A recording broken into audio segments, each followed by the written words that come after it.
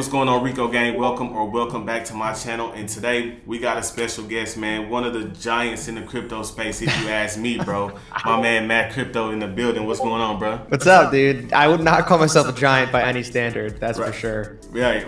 No, I get it, bro. I just want to let you know I admire what you bring to the space, bro. The education, you teach me a lot. I think we just want to kind of get you on the channel, bro, and kind of ask you some of the base questions that they ask me, and maybe some of the questions you get asked a lot too, right? So the very first question I'm gonna ask you, bro, is where is, because everybody hears about, the Cinderella story about NFTs, of finding the cheap NFT and then it taking off. What are some things to look for when you're looking for NFT projects? What are some traits to look for? I'd say the biggest things right now, like there's a lot of projects coming out that are just don't have a lot of value. Like a lot of them are art projects, to be honest. And initially people buying in the space were there for the art, and a lot of these people that were early on had a lot of money to spend on digital art because, they have a lot of money in general. But if you are, just an average person, everyday person, doesn't have a huge life savings, doesn't have a ton of expendable, income, you got to really hone down on the projects that you think will have some kind of valuable, like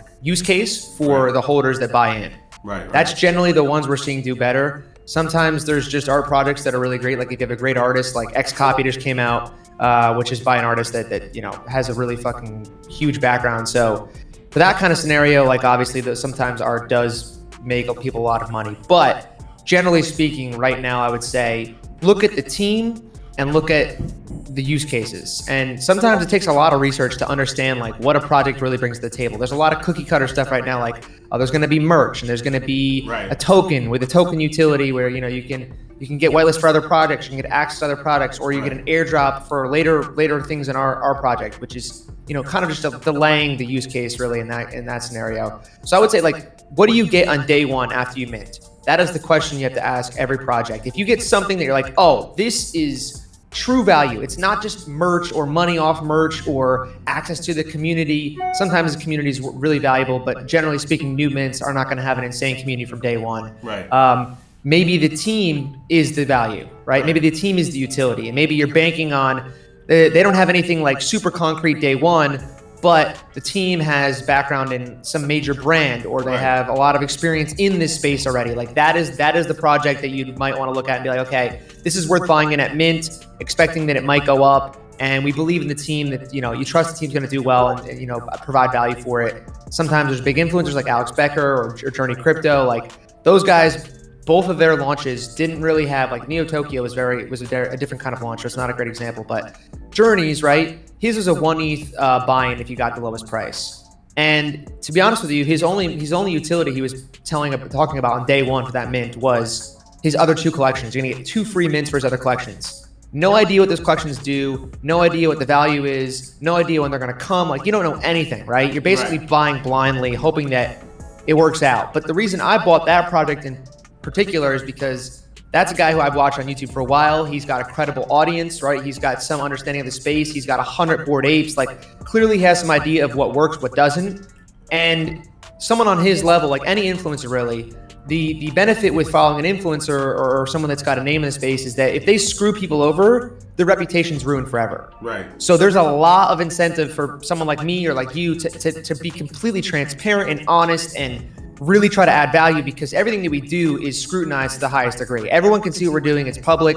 And if you screw up or screw people over, like they're never going to forget that. So without even have to question like whether or not the team in that example, like he's got a public facing channel. If he screws people over, like people are going to be mad and not forget it. So that was my basis for buying that project. Obviously it was a little more expensive, but I turned that one I sold that one for like 3.5 ETH.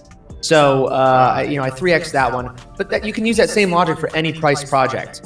Good team, people that are credible or that have some incentive to like make sure that they do a great job, that you believe in they're going to do a great job. That's probably the number one thing I would look at.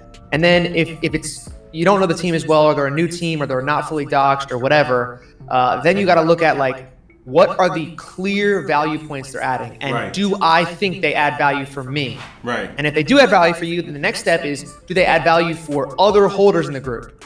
Other people in the world, in the NFT space specifically right now, do you think other people will be willing to buy this and reap rewards from it early on and over the next several months? If the answer is yes, then usually I think that's a good project. But to be honest with you, there's not a lot of those projects right now. If you really look at a lot of these projects, it's a lot of smoke and mirrors. Like there's a lot of, you know, flashy words, right?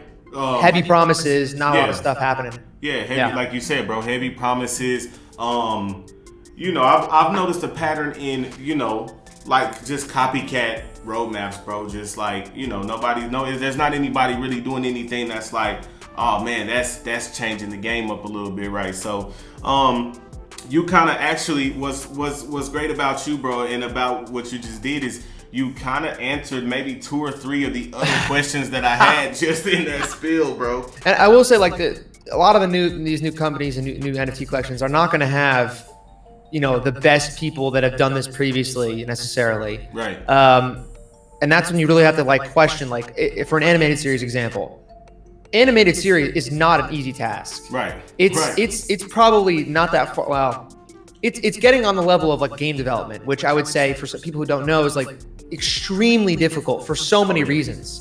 If people are, you know, there's an NFT collection that's promising a game, you have to really, really trust that team can pull off a game, because it's not easy to, like a good game, it's not easy to make a good game, let alone make a game, period. Right. So these are the questions you got to ask. For the game stuff, I think my strategy right now is very straightforward. If the game launches within a month after the mints, like if they're expecting the game to come out and be playable for holders within a month, then I usually mint with the intention to hold and play the game. There are certain games like Clementine's Nightmare, Pixelmon, Troverse. Like those games are not supposed to, and in the roadmap they say like alpha or beta playable in Q4 2022 or Q1 of 2023. Right. That is a long time in this space. Long time. So I'm not saying don't buy those projects. I'm saying you might not want to mint them, or you mint them with the intention to flip them, because in my opinion, there is going to be a point you can buy them lower later on.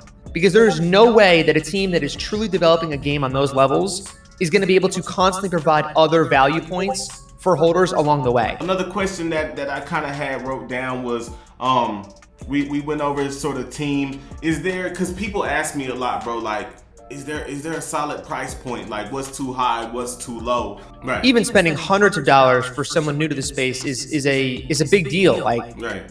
You know, I think it's easy to get caught up in the fact that a lot of NFTs are like, we're talking in the thousands, if not tens of thousands of dollars for some of these projects that are most popular. But these are like extreme, that's a lot of money for almost everyone, myself included. Like until recently, you know, I had a really, really, really hard time spending over $1,000 on a project, because that's a lot of money to spend. Right. But once you get in the space more, you understand like that this is just where it's at right now, because it's so new. There's so few people trading it. It really is, like I said earlier, like even a year ago and even now still, it's a, you know, a whale's game to a large degree. Like you need to have a lot of money to make a lot of money in this space. Right. But at the same time, like there are situations where you can spend a couple $100 or even, you know, $50 to $100 and make several $100s or several $1,000s in a relatively short amount of time, where you couldn't do that in other markets. Right. So I would say like the answer here is it's completely dependent on the person. Like don't ever risk more than you're willing to lose, because in this space especially, you can lose it. You can genuinely lose it all. Like these are not like stocks or other investments like real estate. Like it doesn't go to zero overnight on those things, right? Like if you wanted to buy a stock at $100 and you want to buy one share of it, the likelihood of it going to zero, if it's a reputable company, like is very, very, very low. Right.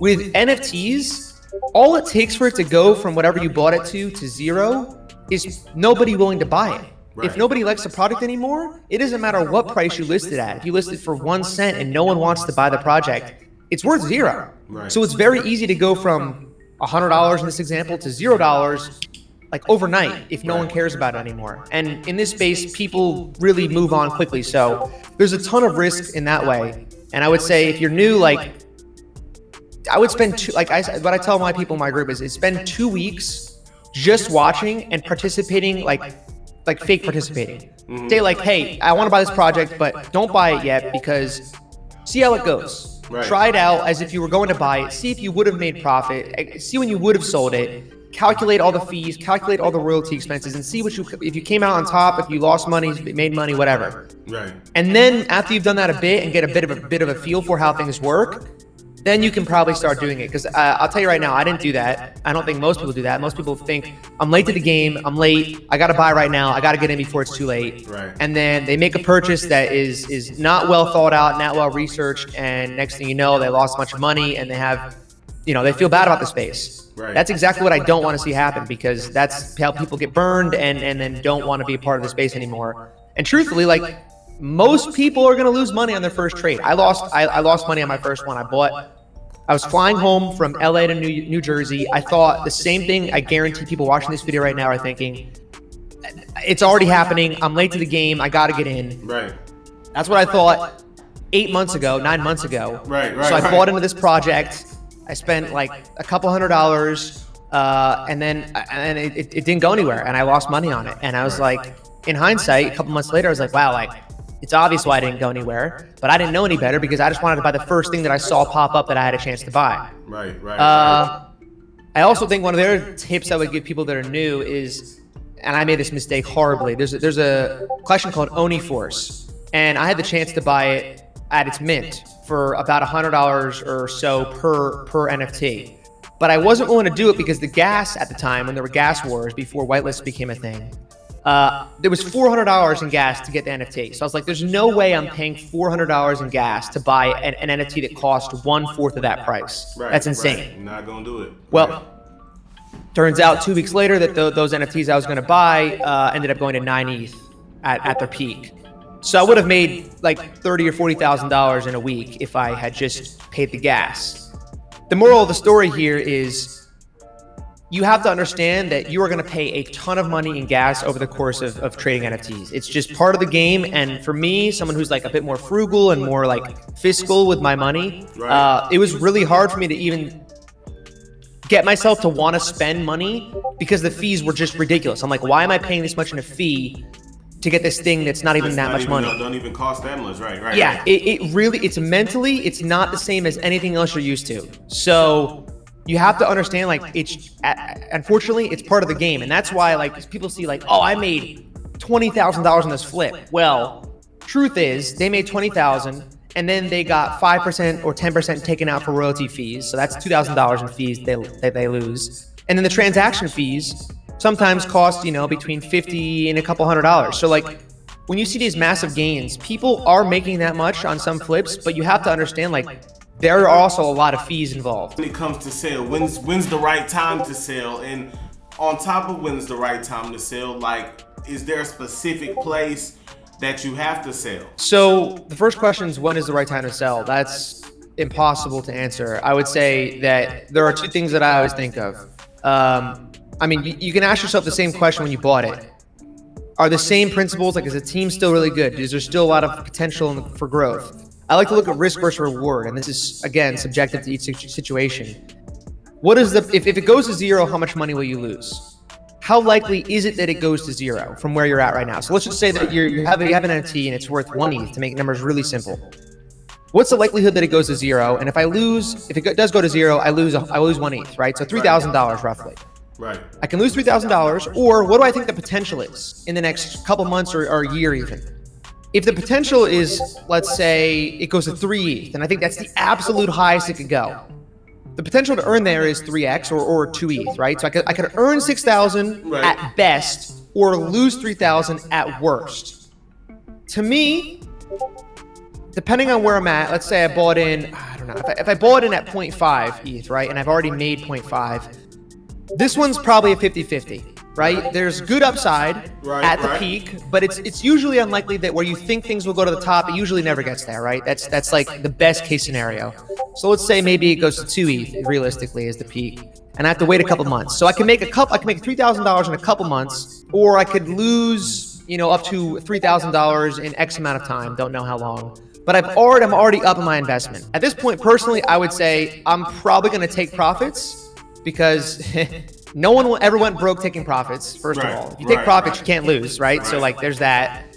So there should never be shame in taking profits. And in terms of where to sell or where to buy or sell, I still think OpenSea is the most popular platform at the moment. I think it's the easiest to use.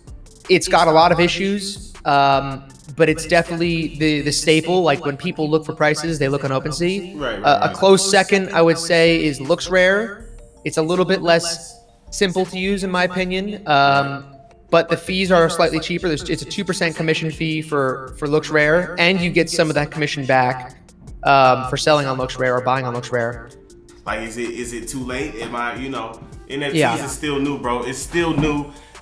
There's still a lot to be learned, but more than anything, bro, I want to thank you for thank you for taking the time to sit with me, bro. You provide a lot of value to the community, and if the way I look at it, if Matt Crypto, if he thinks the project is gonna go, then I think it's gonna go too. Well, I wouldn't blindly follow me. I've definitely been wrong. Right. Where could we find you, bro? Like, where could we find you if I'm pretty sure people are gonna be like, oh man, where's this guy's if they don't know already if they don't know already, like, hey man, where's this guy's channel at? So where can they find you, bro? Yeah, if you just for YouTube, it's just Matt's Crypto. You just type in Matt's Crypto and it'll come right up. For Twitter, it's Matt Cabuzio, so MattCobuzio. And the same thing for Instagram, Matt Cabuzio. Right. And you will probably end up finding my other YouTube channels at some point along the way. This is not the first niche I've been in. I will say though, this is the most fun I've had in my entire YouTube career. Right. Which is saying a lot because I've done a lot. Yeah, but yeah, man. Hey, thanks to Matt for pulling up on us, bro, and just kind of giving us some of that knowledge today, man. Thank y'all for watching. I'm gonna have all his links at the bottom of this video, but man, I love all y'all, bro. Let's get it. Hey man, thank you so much for watching. If you like the content on my channel, I want to ask that you like, comment, and subscribe. Also, if you're interested in learning how to acquire limited items, join my Discord. Not only do we share the information in there, but we also raffle off items, do giveaways, and all type of lit stuff. So join me in that Discord. Also, follow me on all my socials. I love y'all, man. Let's get it.